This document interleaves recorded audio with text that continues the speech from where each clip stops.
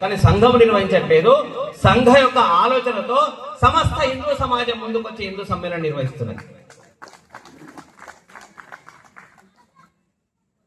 సంఘం ఏమి చేస్తున్నది, గత 100 సంవత్సరాలుగా ఏమి చేసింది మనం అందరం చూస్తూనే ఉన్నాం. ఇప్పటి వరకు చెప్పినట్టు స్వామీజీ హిందుత్వము, దేశము, ధర్మము ఎంత గొప్పది మన దేశం అని చెప్పారు. శౌర్య పరాక్రమాలు, మన దేశం యొక్క చరిత్ర, మన సంస్కృతి, మన ఆచార వివరాలు మనము ప్రపంచానికి ఆదర్శంగా నిలబడ్డాయి. అలాంటి గొప్పనైనటువంటి దేశము ప్రపంచాన్ని ప్రపంచం మొత్తం మనని ఆదర్శంగా తీసుకునేటువంటి గొప్పనైన దేశము, అలా బానిస చరిత్ర కూడా మన దేశానికి ఉన్నది. 1 కాదు 2 కాదు, 1000 సంవత్సరాల పాటు ఈ భారతదేశము హిందువులు బానిసలుగా బతికారు. ఈ దేశం మీద దండెత్తడానికి వచ్చినటువంటి అనేక మంది, అన్ని మతాల వాళ్ళు, తురుష్కులు, ముస్లింలు, మొఘలాయులు, ఫ్రాన్స్ వాళ్ళు, డచ్ వాళ్ళు అందరూ ఈ దేశాన్ని పరిపాలిస్తే 1000 సంవత్సరాలైంది. భారతదేశము 1000 సంవత్సరాలు బానిసత్వం కావడానికి విదేశీయులు ఎక్కడైతే వేల కిలోమీటర్లు చూసినటువంటి విదేశీయుల యొక్క శక్తి పరాక్రమాల జ్ఞానము చేత కానే కాదు. మనకంటే బలమైన చరిత్ర అయినటువంటి దేశం ఆ దేశాలంటే అది కూడా కాదు. మనకంటే జనసంఖ్య ఉన్న దేశం అంటే అది కూడా కాదు. మనకంటే గొప్పలైనటువంటి జ్ఞానవంతుల అంటే అది కూడా కాదు. మనకంటే ధన దేశం అంటే అది కూడా కాదు. మనకంటే శక్తి దేశం అంటే అది కూడా కాదు. మనతో పోల్చుకుంటే ఏమాత్రము కూడా మనతో సరితూగని దేశాలు 1000 సంవత్సరాలు బానిసత్వంలోకి చేశారు. ఎందుకు కారణం? వాళ్ళు ఎందుకు అలా పరిపాలించారు, మనం ఎందుకు బానిసలయ్యాం? ఒకే ఒక కారణం, మనమంతా ఈ దేశంలో ఉన్నటువంటి ప్రజలందరం కూడా దేశ చరిత్రను మర్చాం, హిందూ ధర్మాన్ని మర్చాం, సంస్కృతిని మర్చాం, ఆచారాలను మర్చాము, జీవన విధానాన్ని మర్చిపోయాము, మన గత చరిత్రను మర్చిపోయాము. దానితో పాటు ఈ మర్చిపోయినటువంటి కారణంగా మన లోపల అనేక రకాల భేదభావాలు సృష్టించారు. ఆ భేదభావాలు మనలో నాటుకొని పోయాయి. కులం పేరుతో భేదభావాలు వచ్చాయి, ప్రాంతం పేరుతో భేదభావాలు వచ్చాయి, భాష పేరుతో భేదభావాలు వచ్చాయి, చిన్న పెద్ద పేరుతో భేదభావాలు వచ్చాయి. దానితో పాటు దీని వెనకాల ప్రమోషన్ గా స్వార్థం వచ్చింది. మనకి ఎలాంటి స్వార్థం అంటే, నేను నా ఇల్లు సంతోషంగా ఉంటే చాలు, బయటవాడు ఏమన్నా కానీ. కాబట్టి అత్యంత విషాదమైనటువంటి అంటే స్వార్థ భావనతో ఈ దేశాన్ని బలహీనపరుచుకున్నాము. కులం పేరుతో అనేక రకాల పేరుతో విడిపోయినాము. ఆ విడిపోయినటువంటి కారణంగా, విడివిడిగా ఉన్నటువంటి కారణంగా, ఆ విడిపోయినటువంటి బలహీనతలను చూసుకొని ఈ దేశంలో 1000 సంవత్సరాలు పరిపాలించారు. మరి అంతకంటే ముందు మన దేశంలో చరిత్ర, మనని మనం పరిపాలించుకున్న చరిత్ర ఉన్నది. అప్పుడెందుకు వారు పరిపాలించలేరు? ఇప్పుడెందుకు పరిపాలించారంటే, ఈ దేశంలో కులాన్ని మర్చిపోయినప్పుడు, ఈ దేశంలో స్వార్థాన్ని పక్కన పెట్టినప్పుడు, ఈ దేశము ధైర్య శక్తిని ఉపాసన చేసిన సమయంలో ఈ భారతదేశం మీద కన్నెత్తి ఎవరు చూడలేరు. హిందూ ధర్మాన్ని నాశనం చేయడానికి ప్రయత్నం కూడా చేయలేదు. ఎప్పుడైతే మనం బలహీనమైపోయామో, కులం, ప్రాంతం, భాష పేరుతో మనం విడిపోయామో, అప్పుడు ఈ దేశము బానిసత్వంలోకి వెళ్ళింది. దీనికి ఒకటే సందేశము, మనం కలిస్తే విజయము, కలవకపోతే విడిపోతాము. కలవడానికి కారణం ఒకటి, ఏమిటి కలవాలి అని? ఇదంతా ఈ దేశంలో నివసించేటువంటి ప్రజలందరూ కూడా ఈ భారత మాత సంతానము. కులం వేరు కావచ్చు, రాజకీయ పార్టీలు వేరు కావచ్చు, ప్రాంతం వేరు కావచ్చు, భాష వేరు కావచ్చు, మీ ఆచార వివరాలు వేరు కావచ్చు, మనమందరం భారతీయులం, మనమందరం హిందువులమైనటువంటి భావన ఉదయం లేచిన కాల నుంచి రాత్రి పడుకునే వరకు ఈ భావం ఉంటే ఎవరు చేయలేరు. ఈ లోపం ఎప్పుడైతే మన లోపల బలహీనతగా మారుతుందో, అప్పుడు విదేశీయులు మన ధర్మాన్ని, మన దేశాన్ని చేతిలోకి తీసుకొని అత్యంత హింస చేస్తారు. ప్రజలు హింసించారు, అలా 1000 సంవత్సరాల పాటు హింసించారు మనని. పరిష్కార మార్గము మన చేతుల్లో ఉన్నది. ఆ మన చేతుల్లో ఉన్నటువంటి పరిష్కారాన్ని చేతిలో పట్టుకొని ఆచరణ రూపంలో మనం నడవాల్సినటువంటి అవసరం ఉన్నది. ఒకవేళ మనం అలా నడవకపోయినట్లయితే మీరు బానిసలు కాకపోవచ్చు, రాబోయే తరం బానిసలు అవుతుంది. రాబోయే తరం గురించి ఒక ఇంట్లో ఉన్నటువంటి ఒక పిల్లవాడిని ఎదిగించి గొప్పవాడు చేయడం కోసము రాత్రింబవలు ఆలోచించేటువంటి సమాజము, ధర్మము, సంస్కృతి ప్రపంచానికి అందించినటువంటి గొప్ప దేశము, రేపటి దేశాన్ని మనం నిర్మాణం చేసే బాధ్యత మనకు లేదా? అర్థం చేసుకోవాలి. వాడి సమాజము సంఘటితం కావాలి. మన సమాజ గుణాలు ఏమిటో మనం తెలుసుకోవాలి. మన సమాజ గుణం ఏమిటి? ఎలాగైతే త్యాగము, సేవ ఏవైతే ఉన్నాయో, దాంతో పాటు ఇంకొక విషయం ఉంది, మనం మర్చిపోయాము. మన సమాజము శక్తి ఉపాసన దేశం మనది, బలహీన దేశం కాదు మనది. ఇంతకుముందు స్వామి చెప్పారు, అమ్మవారు మన దేవి దేవతల చేతిలో శస్త్రాస్త్రాలు ఉంటాయని చెప్పారు. శివుడు త్రిశూలం ఉంటుంది, రాముడి చేతిలో కోదండం ఉంటుంది, అమ్మవారి చేతిలో ఖడ్గాలు ఉంటాయి. 10 చేతులతో శస్త్రహస్త్రాలు ధరించినటువంటి దుర్గామాతవును అని చెప్పి వందే మాతరంలో పాడుకున్నాము. మర్చిపోయాం మనం. త్వమిహ దుర్గా దశ ప్రహరణ దారిణి అనే పదాన్ని మర్చిపోయాము, ఆయుధాలు ధరించడం మర్చిపోయాము. అందుకే బలహీనత వచ్చింది. మన పురాణాలు చెప్తున్నాయి ఏమిటంటే, శక్తి సహితం శివం శివం, శక్తి రహితం శవం శవం అని చెప్తున్నాయి. శివుడులా ఉండాలా, శవంలా ఉండాలా, మన ఆచరణ మన నిర్ణయం చేస్తుంది. వాడి శక్తి ఉపాసన మర్చిపోయి ఆయుధాలు పక్కన పెట్టి నపంసులుగా తయారైపోయి విదేశీయుల చేతిలోకి లొంగిపోయేటువంటి స్థితి మన దేశానికి రావడానికి కారణము మనం శక్తిని మర్చిపోయాం. అందుకే శాంతిని కోల్పోయాం. మన మాజీ రాష్ట్రపతి అబ్దుల్ కలాం గారు విలేకరులు అడిగారు, అనేక రకాల మిసైల్స్ రాకెట్స్ మీరు సృష్టిస్తున్నారు, భారతదేశం శాంతిని బోధిస్తున్నది, మీరేమో యుద్ధం చేయడానికి కావాల్సినటువంటి పరికరాలను సృష్టిస్తున్నారు, మరి మీ శాంతి బోధన ఏమిటి అని అంటే అబ్దుల్ కలాం చెప్పారు, శక్తి ఉంటే దగ్గర శాంతి ఉంటదని చెప్పారు. ఏ సమాజమైనా సరే ప్రపంచంలో సంఘటితంగా ఉంటే, శక్తి ఉపాసన చేస్తే ప్రపంచ దేశాలందరూ కూడా మన తెరువు చోరడు. కాబట్టి శాంతి ఎప్పుడు ఉంటుందంటే శక్తి ఉన్న దగ్గర శాంతి ఉంటది. ఆయుధాలు వదిలేస్తే శాంతి ఉండదు, ఆయుధం ఉంటే శాంతి ఉంటుంది. అందుకే మనం మిసైల్ నేను తయారు చేస్తున్నా అని చెప్పాడు. కాబట్టి మనం ఆయుధం వదిలిపెట్టే వాళ్ళం కాదు, ఆయుధ పూజ చేసేటువంటి హిందువులము, అది మర్చిపోకూడదు. సంవత్సరానికి ఒక్కసారి విజయదశమి నాడు మన ఇంట్లో ఉన్నటువంటి అన్ని ఆయుధాలను పూజ చేయడం కాదు, ఆయుధ దర్శనం కావాలి నిద్రలేస్తేనే. అప్పుడే మన లోపల శక్తి ఉపాసన నిర్మాణం అవుతుంది. అలాంటి శక్తి ఉపాసన బలహీనమైనటువంటి సమాజంలో బలాన్ని నిర్మాణం చేయడం కోసమే 1925లో మహారాష్ట్ర ప్రాంతంలో నాగపూర్లో పరం పూజనీయ డాక్టర్జీ సమాజంలో శక్తి ఉపాసన చేసేటువంటి సంఘటిత శక్తి నిర్మాణం కావాల్సినటువంటి ఆవశ్యకతను గుర్తించి రాష్ట్రీయ స్వయం సేవక సంఘాన్ని ప్రారంభించారు. వాడు సమాజంలో ఉన్నటువంటి మన ధర్మము ఆచరించేటువంటి, మన జీవన విధానం ఆచరించేటువంటి విషయాన్ని హిందువు మర్చిపోయాడు. హిందుత్వం గొప్పదే, ధర్మం గొప్పదే, సంస్కృతి గొప్పదే, పురాణాలు గొప్పవే, వేదాలు గొప్పవే. కానీ ఆ వేదాలు పురాణాలు పాటించేటువంటి సమాజం కావాలి. హిందూ అన్నంత మాత్రాన సరిపోదు. స్వామి వివేకానంద ఒక మాట అంటాడు, ఎవరు హిందూ అంటే హిందూ అనే పదం వినగానే శరీరంలో విద్యుత్ ఉత్పాదన అవుతుందో వాడే హిందూ అని చెప్పాడు. అలాంటి హిందువు తయారు కావాలంటే ధర్మము, గ్రంథాలు, వేదాలు చెప్పినవి ఆచరించినప్పుడు మాత్రమే మనం హిందువుగా తయారవుతాం. హిందూ సమాజం యొక్క హాని కలిగించేటువంటి వాడు హిందువే, హిందూ సమాజాన్ని రక్షించేవాడు హిందువే. కానీ హిందువుల్ని హిందువులుగా తయారు చేయాలి. అందుకే రాష్ట్రీయ స్వయం సేవక సంఘము హిందువులు హిందూగా తయారు చేయడం కోసము సంఘ శాఖ అనేటువంటి కార్యక్రమాన్ని ప్రారంభించింది. దాంట్లో ఏముంటాయంటే ధర్మము, సంస్కృతి, దేశము, శక్తి ఉపాసన ద్వారా మనం హిందువులము మన దేశాన్ని రక్షించుకోవాలి. స్వార్థం వద్దు, దేశం కావాలి. స్వార్థం వద్దు, ధర్మం కావాలి. స్వార్థం వద్దు, ధర్మాన్ని రక్షించుకోవాలా. ఇది నేర్పించిన కారణంగా చిన్న పిల్లవాడి నుంచి మొదలుకొని 70 సంవత్సరాల పిల్లవాడు కూడా భారత్ మాతాకి జై అని మాట్లాడతాడు. ఎలా వచ్చింది సంస్కారము? శాఖలో నిర్మాణం చేస్తాం. వ్యక్తి ఉన్నాడు, కానీ వ్యక్తిలో మార్పు రావాలి. ఆ వ్యక్తిలో మార్పు చేయడం కోసమే సంస్కృతి, ధర్మము, శక్తి ఉపాసన కేంద్రము రాష్ట్రీయ స్వయం సేవక సంఘ శాఖ. అలాంటి శాఖ 100 సంవత్సరాలైంది, ఇంకా నడుస్తుంది. ఇది గ్రామానికి వెళ్ళాలి, పల్లెకి వెళ్ళాలి, బస్తీకి వెళ్ళాలి, వీధికి వెళ్ళాలి. ప్రతి ఇంట్లో స్వయం సేవకు ఉండాలి. ఇది సంఘం యొక్క లక్ష్యం. ఎందుకు ఉండాలి? సంఘం ఉండడానికి ఏమిటి, ఎందుకు ఉండాలని కోరుకుంటున్నాము?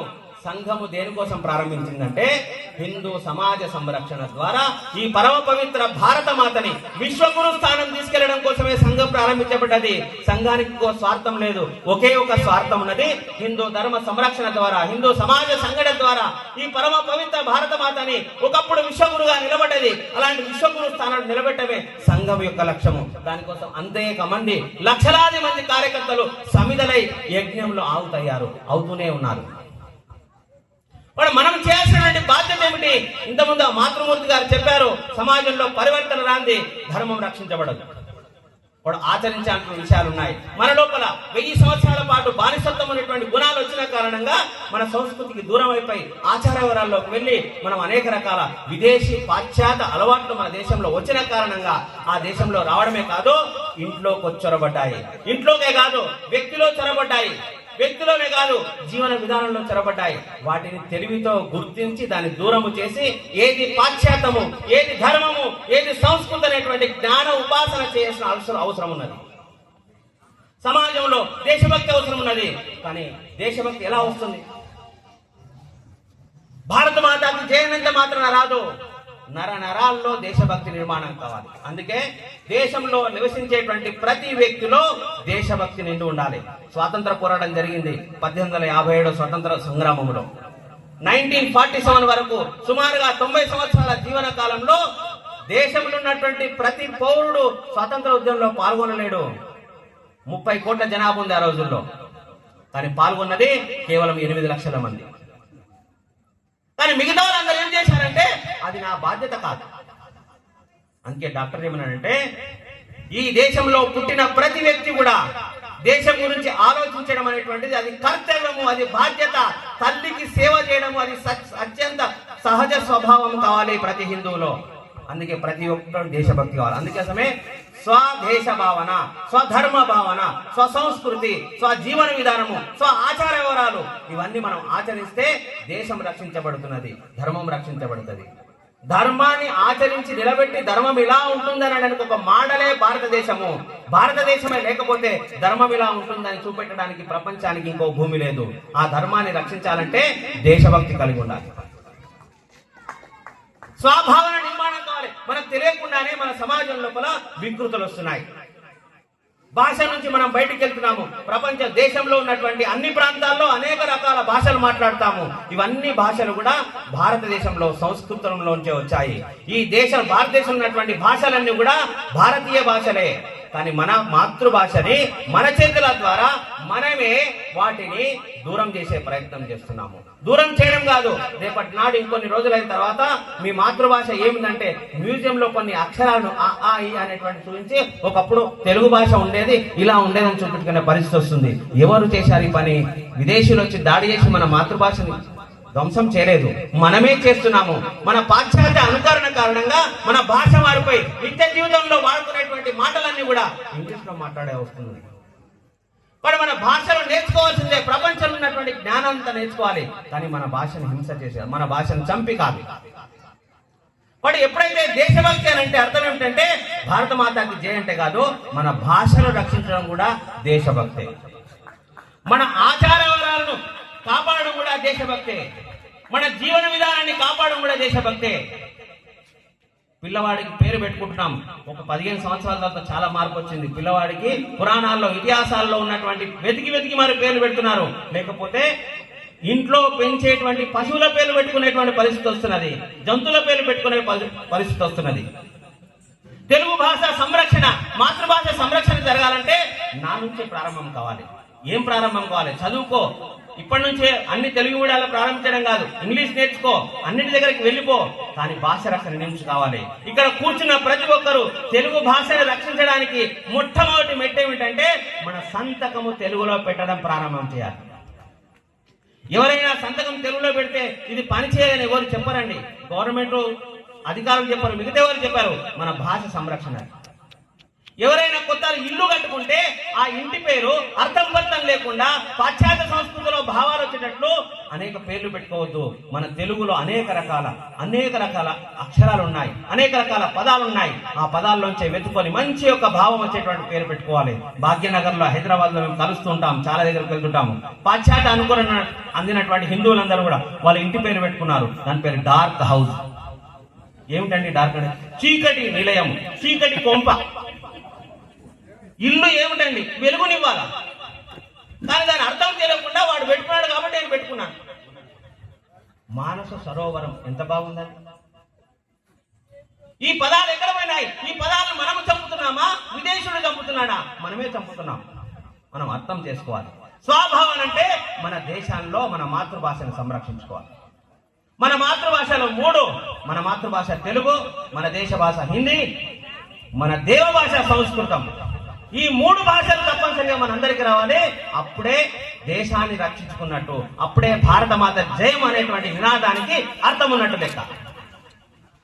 అలాగే మన సమాజంలో అనేక వికృతులు వస్తున్నాయి. మన సమాజం మనకు తెలియకుండా, అదేదో సహజంగా విదేశీయులు వచ్చి మన సహజంగా తీసుకొస్తున్నది కాదు.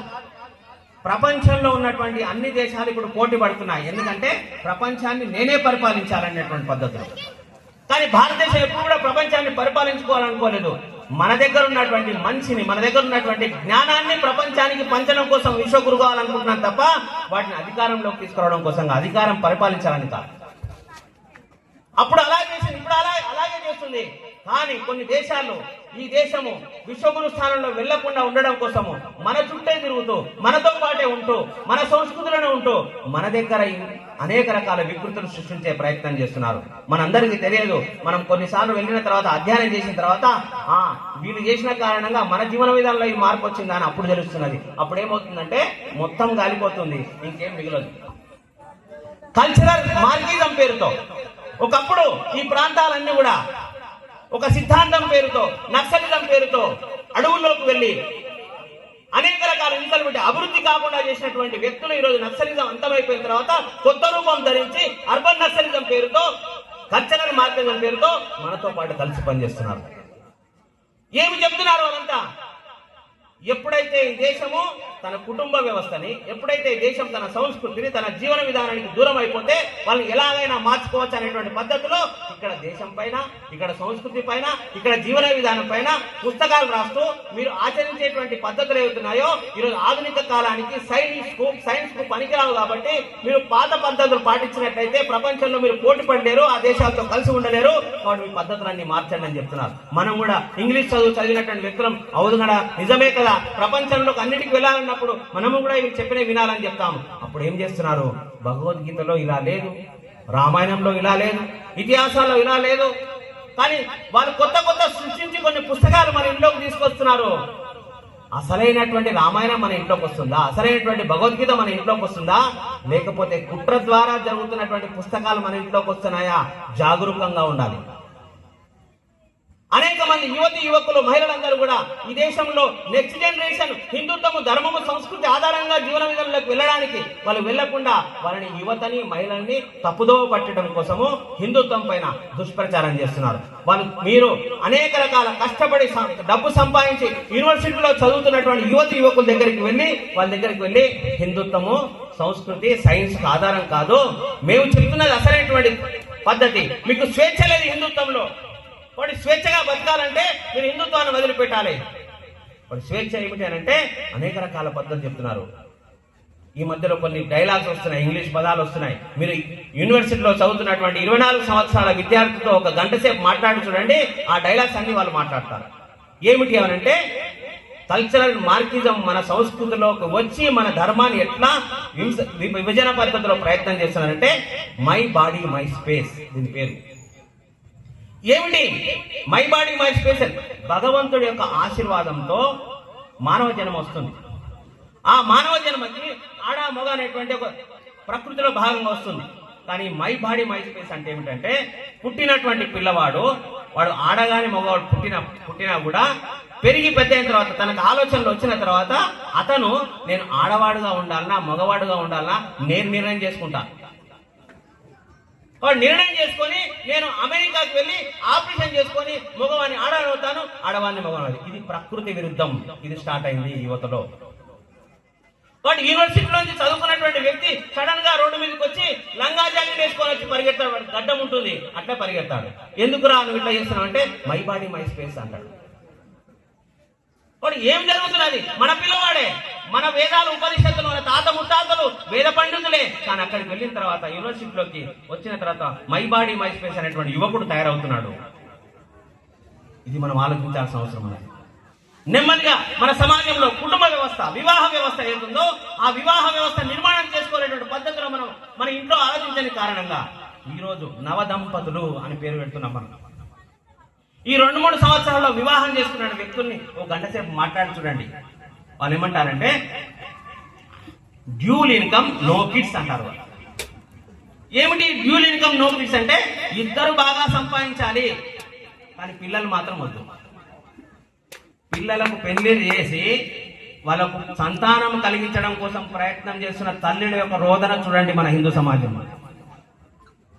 ఏమిటి దీని యొక్క మీనింగ్ ఏమిటి అంటే, పిల్లలు పుడితే నీకు స్వేచ్ఛ ఉండదు, వాళ్ళని ఆడిపించాలి, అన్నం పెట్టాలి, ఇవన్నీ చేయాలి. ఎందుకు? నువ్వు ప్రశాంతంగా నీ డబ్బు నువ్వు సంపాదించుకో, నువ్వు ఎంజాయ్ చేయి. దీని యొక్క గుణం అది.